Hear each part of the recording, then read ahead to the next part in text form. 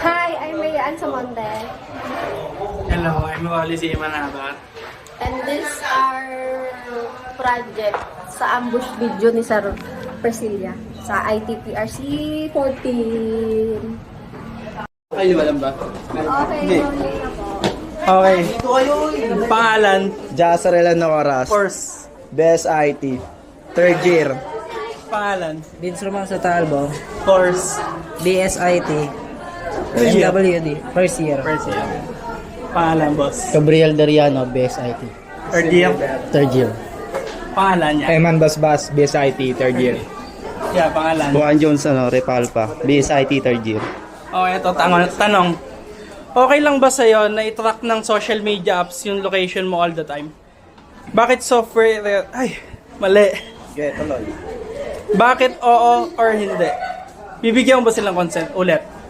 Okay lang ba sa'yo na i-track ng social media apps yung location mo all the time? Bakit oo or hindi?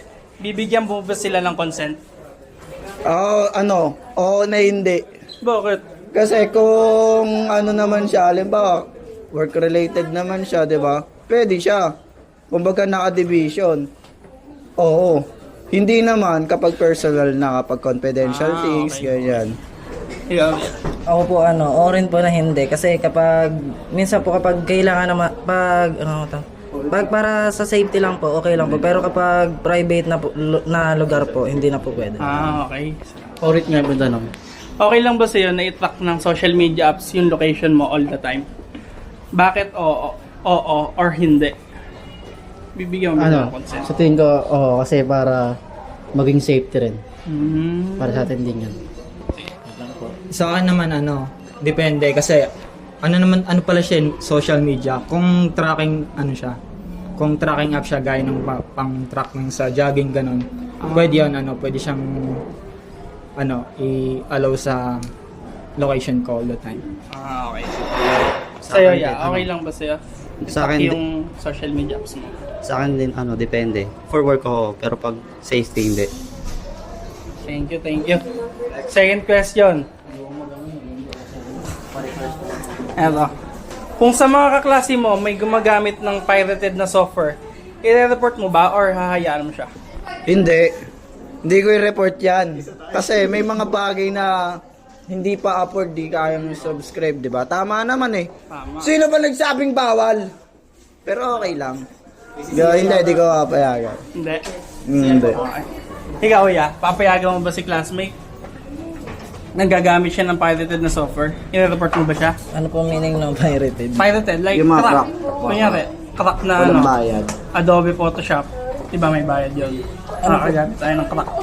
Para sa akin po kasi hahayaan ko lang po sila kasi nga po may iba po na hindi po upload yung yung kapag may bayad po. Yun lang po. Thank you. Ikaw, payag ka ba? Payag ako pero magsasuggest pa rin ako sa kanya at the same time.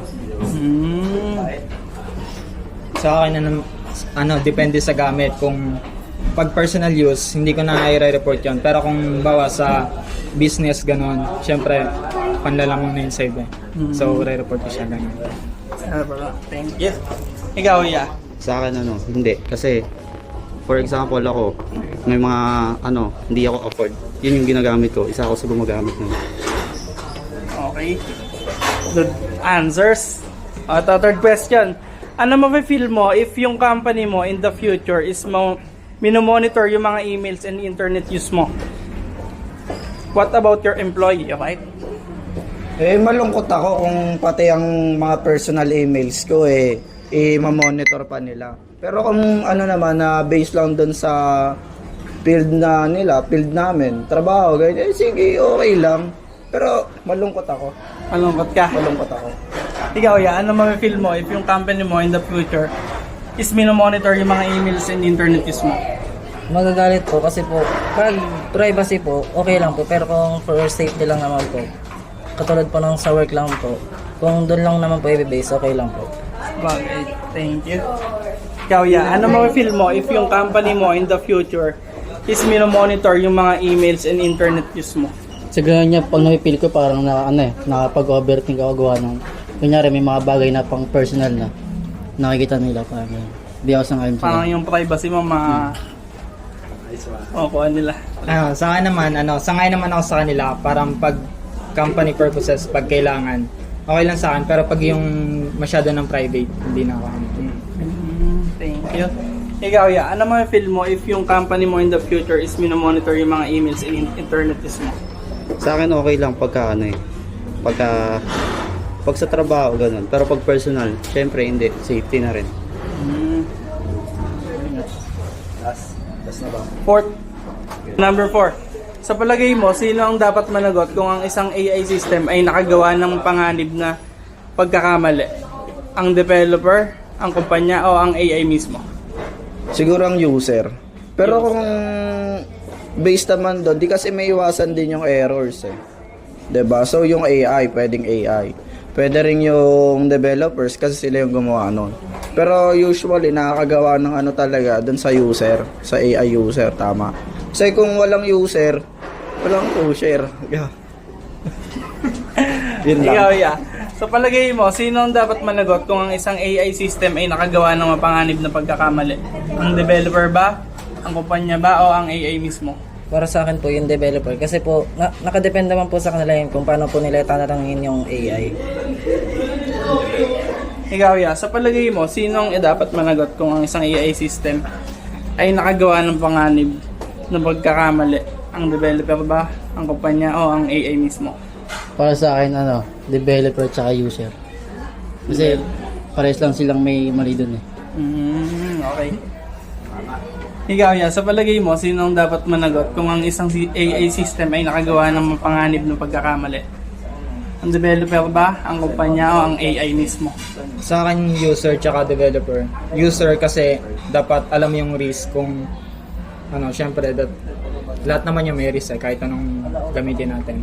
Tapos developer, syempre, pag magde-develop ka, alam mo dapat yung yung ready ka sa error, ganun sa mga Okay, thank you.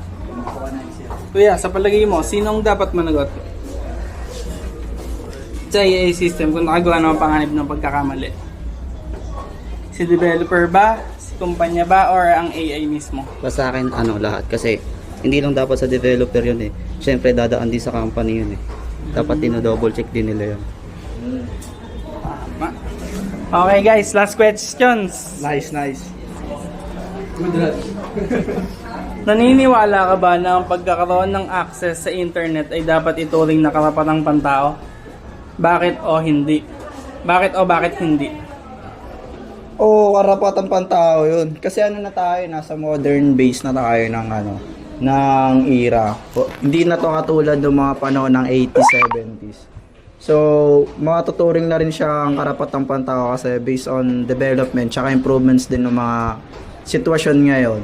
Kasi kumbaga kaakibat na rin siya sa buhay natin ngayon. Kung magbuhay tayo, may karapatan tayo. Naniniwala ka ba na ang pagkakaroon ng access sa internet ay dapat ituring na karapatang pantao? Bakit o bakit hindi? Sa tingin ko po, dito na. Naniniwala ka ba na ang pagkakaroon ng access sa internet ay dapat ituring na karapatang pantao? Bakit o bakit hindi? Para sa akin po, opo, kasi ay pangkarapatang pantao po ngayon. Kasi nga po, ngayon? Parang more on social medias na po. Para mas malaman po nila yung mga news po na latest ngayon. Kasi po, hindi na po sila nadadaan sa radyo-radyo lang. Okay. Ikaw, naniniwala ka ba na ang pagkakaroon ng access sa internet ay dapat ituring na karapatang pantao? Bakit o bakit hindi? Ulit niya. Naniniwala ka ba na ang pagkakaroon ng access sa internet ay dapat ituring na karapatang pantao? Yung pag-access mo sa internet, dapat mo ba ituring na karapatang pantao? Bakit? Oo, kasi may mga personal na bagay pa rin tayong nilalagay. Sa internet. Okay. Sa akin naman, same answer lang ng kay paring Jazz. Oo, kasi sa panahon nga ngayon nasa makabagong teknolohiya na. So kailangan yung internet para makasabay tayo sa mga nauuso ngayon, tapos gano'n. Tsaka internet na din tayo kung kumuha ng information. Okay. Thank you. Sa akin, oo rin kasi At ano, bilang tao, malaya naman tayo gawin yung ano natin eh. Gusto natin, so may karapatan tayo doon. Okay. Thank you.